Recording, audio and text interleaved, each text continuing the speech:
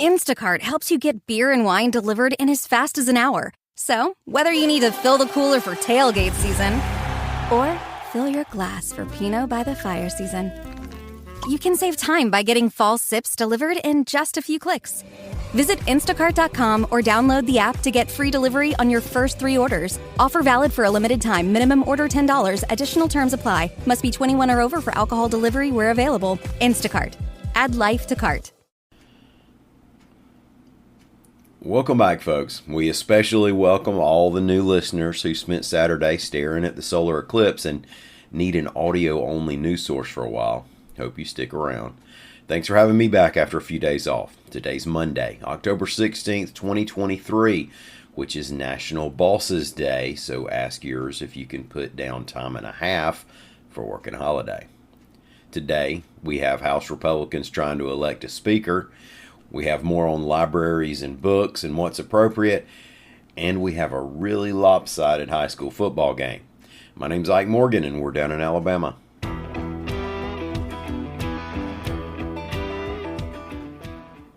As U.S. House Republicans try to figure out how to unite well enough to elect a speaker to replace Kevin McCarthy, at least one of Alabama's delegation has said to expect him to be among those in his party opposing Jim Jordan's bid. And it looks like a tough road to 217 for Jordan, just as it was for McCarthy back earlier this year, but this time with different folks opposing.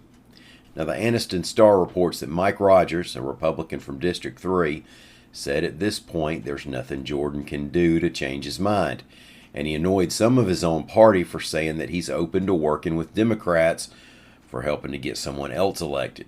Now, all 6 of Alabama's Republican congressmen voted against removing McCarthy, but Rogers has probably been the most outwardly ticked off, reportedly calling the 8 GOP members who turned on McCarthy traitors. Now, among the rest of the Alabama delegation, Jerry Carl of Alabama 1, Barry Moore of Alabama 2, and Gary Palmer of Alabama 6 have already said they would vote for Jordan this time. Now, look for the issue to probably be on the House floor Tuesday. Amid the brouhaha over what kinds of content ought or ought not to be filling the children's sections of public libraries, Alabama State Superintendent Eric Mackey wants Alabama school districts to have written policies in place in the event that school library books are challenged, reports AL.com's Walisha Morris. Mackey said in an October 6 memo, quote, "School libraries are not public libraries and serve a specific targeted audience that includes mostly juvenile users. This nuance of school libraries makes it even more important for educators to ensure that the materials available are age and developmentally appropriate and that parents and guardians understand the mission and role of school libraries and their collections."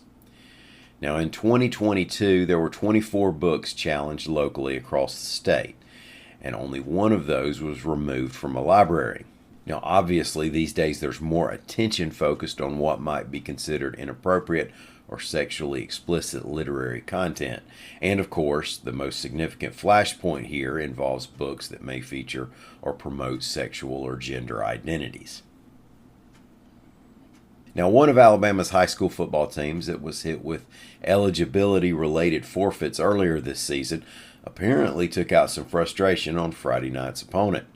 Coosa Christian defeated Cedar Bluff 94-7.